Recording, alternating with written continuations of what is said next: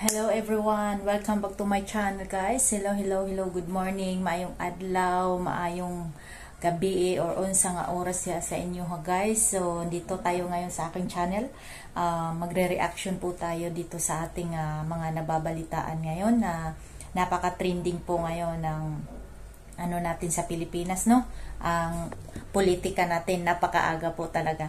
So ayan, sasabay tayo dito sa mga issue guys na ating tatalakayin. So anyway guys, ano lang naman tayo, magbibigay tayo ng opinion natin. So bilang mamamayang Pilipino, kailangan po nating makilahok or makialam or may pakialam po tayo sa mga nangyayari po sa ating bansa or sa ating paligid. Hindi po ba guys? So bago ako magpapatuloy guys, so kung kayo naman po ay napanood nyo ang video ko, so bigyan nyo na lang po ako ng isang subscribe, like, at i-share nyo na rin po ang aking video. So okay, guys, ang topic natin ngayon guys ay yung pagpunta po ni BBM dito sa Davao. So may nagbigay lang pa sa akin ng video na to. Kailangan ko pong i-share din po sa inyo na kung ano ang ginagawa po ng ating Pangulo dito sa ating bansa. So, wag na nating patagalin guys. So, bibigyan ko po kayo ng intro na paano po ito siya, kailan to nangyari guys. So, actually, yung videos nila ay in-upload to ng RTV Malacanang po. Galing po ito sa video na in-upload po ng Malacanang. So, ito po yung ating bibigyang pansin. Kasi parang wala pong nag-ano dito. Wala po akong i-scroll ko po, wala pong vlogger yata na nagtatalakay or nagbibigay ng reaction dito sa pagpunta po ni PBBM dito sa Davao. So, bigyan po natin to ng reaction guys. So, at tayo naman po dito guys, ay wala po tayong kinikilingan. Lahat po, kung sino yung gumawa ng tama, pupurihin po natin. Kung sino naman yung gumawa ng katiwalian, syempre, kukomentaryuhan. So, ganun lang po yung buhay. Ganun lang po yung politika. So, what is politics po? So, pag sinabi pong politika, ay puno po yan ng kaplastikan. So, wag na po tayo magtataka doon. So, makisabay lang po tayo, at least naman po. Kasi nakaka-worried naman po. Kasi marami po tayong kababayan, guys, na walang alam sa nangyayari sa ating bansa. Kasi pag nakikita ko po, napapanood ko po yung mga vlog nila ng mga kalye survey, guys. May mga tinatanong po sila ng mga kababayan natin. Tapos po, ang sagot nila ay hindi nila alam or wala silang alam or hindi sila makapag-decide. Kasi nga po, hindi sila updated, guys.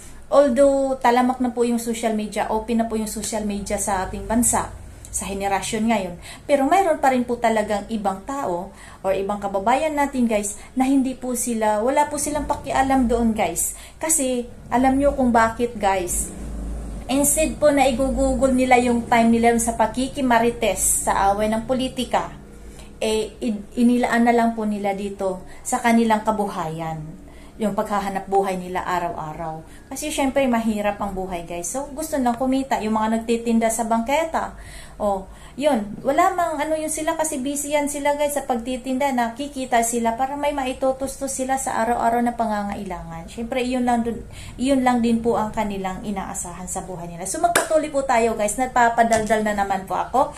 Ayan po. Pakinggan natin tong pagpunta po ni BBM dito sa Davao guys. Ang title po ng ano nila guys, Distribution of Land Titles and Certificates of Condonation with Release of Mortgage. Ayan guys. So bago lang to guys. So just in lang to, kapapasok lang po ng ano na to na may nagpasa sa akin guys. So kaya bibigyan po natin ng reaction to, opinion or mga pangunawa naman. Yan guys. So tayo lang naman dito ay nag-ano lang tayo kung ano po yung mga nagawa din. So ayan guys, pakikinggan natin guys. His Excellency President Ferdinand Romualdez Marcos Jr. Teka muna guys. Ito po yung mayor ng Davao de Oro. So ayan. So I am not familiar with this mayor. So ayan, tuloy lang natin. Yan po ang speech na guys ng mayor. Sa mga membro ng kabinete. Ayan po yung ating presidente guys. Secretary Contrato Estrella III.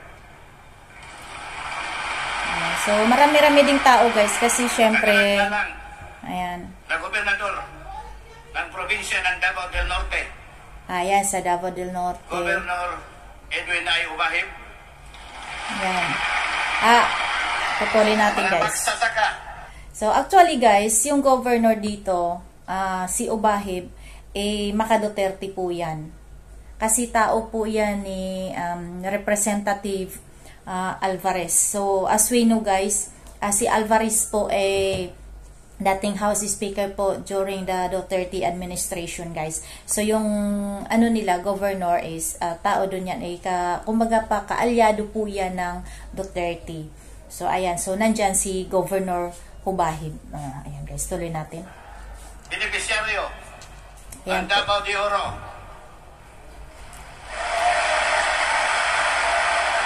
Davao Oriental yan, lahat pala. at Davao del Norte. Yun. So, tatlong probinsya guys. So, tatlong probinsya guys, yung mga kababayan, tatlong probinsya po ng Davao ang bibigyan nila ng mga lupa na yan, yung mga land titles po na yan, na galing po yan sa gobyerno. So, lupa po yan ng gobyerno. So, matagal naman pong programa yan ng gobyerno guys. So, syempre, pinagpapatuloy nila. So, it doesn't mean po talaga na programa po ng BBM administration. So, matagal na po yan na panahon guys, na programa ng gobyerno. So, pinagpapatuloy lang po yan ng any administration na papasok.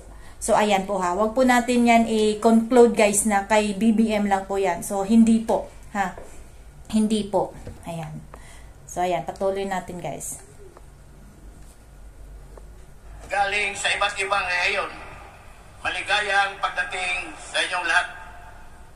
Taos puso ang aking pasasalamat. So, ayan. Tingnan nyo guys kung sino yung mga nasa dito sa larawan. regional title and certificate of donation distribution dito sa Agri Gateway of Southern Philippines, ang syudad kung minamahal, Panabo City. Yan, nasa Panabo si BBM guys. Gabayan.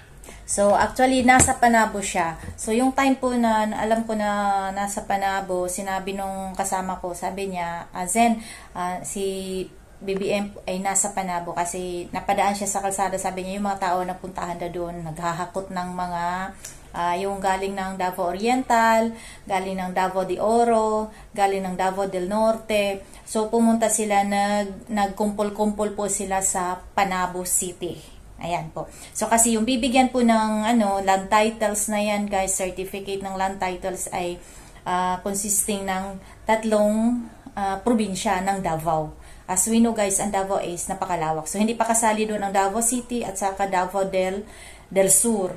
So, ayan. At saka may Davao Occidental pa po tayo.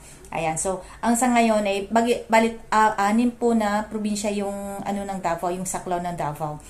So, ang nabigyan lang po niyan, ang mayroon ngayon na nabibigyan, Davao Oriental, Davao de Oro, at saka Davao del Norte. So, ayan. So, patuloy natin, guys. Walang buong service to Palabuan, service to God, maayong buntag kaniyong tanan. Okay, bakit parang nangangatog si Mayor na nag-i-speech? Nangangatog po. Napapansin po ba kayo? Ayan, napapansin niyo po ba? Nangangatog si Mayor. Parang nangangatog, hindi ko alam. Yan yung ng DAR. Yun yung programa ng DAR. So continue natin yung panunood natin dito guys sa speech ng ating Pangulo guys. Ayan, exciting to.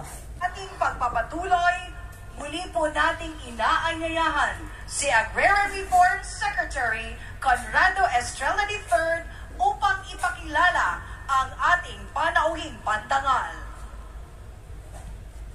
So yan ang DAR Secretary guys. Mga kababayan, ang Pangulo ng Republika ng Pilipinas, His Excellency Ferdinand R. Marcos Jr. Malakpak naman po kayo dyan, guys. Maraming salamat sa ating kalihim ng Department of Agrarian Reform, Secretary Conrado Estrella, sa kanyang pagpakilala. Magsiupo po tayo. Ang isang cabinet secretary na tingalito at siyang namamahala sa lahat ng mga iba't ibang problema na So, ayan po, si Lagdameo po yan. Upang tumulong dito sa ating pagbigay ng ating mga titulo at saka yung tinatawag na COCROM. Ating Secretary Anton Lagdameo. Yan. Ayan po, si Ang Lagdameo. kalihim ng Mindanao Development Authority, Leo Magno. Ang mga kinatawan ng pangalawang distrito ng Davao, ang kinatawan ng pangalawang distrito ng Davao del Norte, Representative Alan Dulali, at ang iba pang mga miyembro ng kapulungan ng kinatawan ng Pilipinas na nandito. Lahat present and correct ngayong araw na ito. Good to see you all. Matagal na tayo hindi nakikita. Punong lalawigan ng Davao del Norte, Governor Edwin Jubaib at iba pang mga gobernador na nandito ngayon. Jubahib. Ang Hubahib po yan. pangalawang punong Ang pagka-pronounce niya is ng Davao del Jubahib. Norte, Hubahib po si kasi. Carlo Oyo Uy at iba pang mga vice gobernador na nandito. Punong lungsod ng Panapon, Jose Relampalos at iba pang mga punong bayan na kasama natin ngayong umaga. At ang pinakamahalaga at ang pinaka-importante na kasama natin dito ngayon, kayo po, mga agrarian reform beneficiaries. Mga kasamahan ko sa pamahalaan, mga kababayan, maayong adlaw kaninyong tanan. Wow. Alainday ka ha. Ang rehiyon ng Davao ay may espesyal na bahagi sa aking puso. Wow. Hindi ko po malilimutan ang mainit na suporta at pagmamahal na pinadama ninyo sa akin noong panahon ng kampanya at sa bawat na pagkakataon na mapupunta ako rito sa rehiyon ninyo. Dahil dito, masaya akong masaksihan ang patuloy na pag-unlad ng inyong lugar. Hangad ko na sa susunod na pagbisita ko rito ay pasisinayan natin ang Tagum City Bypass Road at ang Island Garden City of Samal Circumferential Road. Sa 2026 Duterte's project yun guys ha. Tandaan nyo sa Build program yun ni Duterte. Pilitin natin mas mabilis at mas maganda pa ang pagpapatayo na yan. Hindi lang po yan.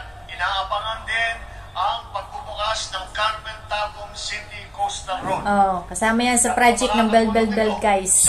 Alam namin yan kasi taga Davao.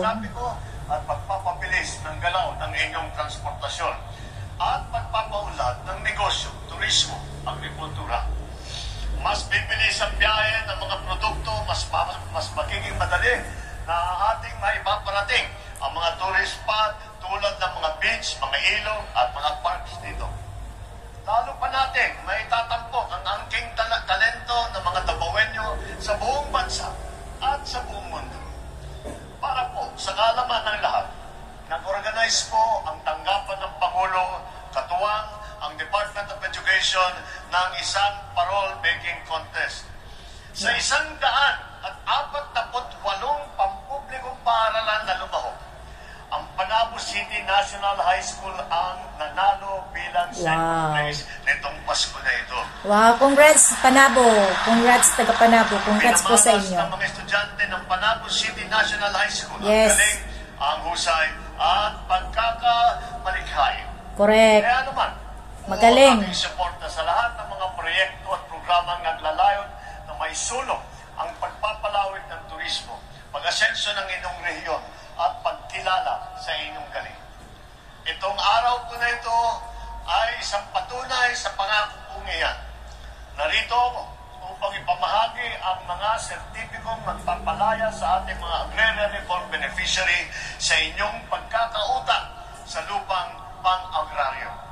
Ang paggawad ng mga Certificate of Condonation with Release of Mortgage o yung tinatawag nating COCROM ay bahagi ng pagpapatupad ng isang bagong batas, ang New Agrarian Emancipation Act. Ang programang ito ay naglalayong gawing ganap na tagapagmamayari ng inyong mga sinasaka. Ibig Ibig sabihin, wala na po kayong iisipin na babayarang amortisasyon, interest, o at iba pang mga surcharge. So, wala nang utang. Sa madaling salita, lahat ng inyong utang, Bayad. bato na, limpyo na tanan. Wow, palakpakan man, palakpakan. So, thank you, Ay congrats. magbibigay tayo ng mahigit 11,000 kokrom para sa mahigit 100,000 benepisyaryo. Ito ay may kabuuang lawak na mahigit na 13,000 hektarya na nakakahalaga ng mahigit 6 milyong piso. Una natin igagawad ngayong araw ang mga kokrom sa mga benepisyaryong nagmumula sa probinsya ng Davao de Oro, Davao del Norte, Davao Oriental. Bago matapos ang taon, ay isusunod naman natin para sa mga Agrarian Reform Beneficiary sa Davao del Sur, Davao Occidental, Yes, at sa Davao Davao City. City yun. 3 probinsya. Mahigit 600 e-title sa mga ARBs mula sa Davao del Norte, del Sur ang ating ipapamahagi nang sa gayon magkaroon na ng sariling titulo sa lupang inyong sinasaka. Correct. Ito naman ay alinsunod sa proyekto ng DAR, gaya ng split project. Yes, project at ng land DAR. ng Nasabi ko sa inyo guys, sa DAR. and distribution. Ito ang layunin nito ay mas pabilisin ang paghahati ng lupa para sa ating mga farmer beneficiary at ang pamamahagi ng mga lupang sakahan para sa mga magsasakang walang sariling lupain. Kaya naman, nagpapasalamat tayo sa World Bank dahil katuwang sila ng DAR sa pagpapatupad nito. Bukod pa rito, mamamahagi rin tayo ng mahigit 140 Certificate of Land Ownership o CLOA sa Davao City.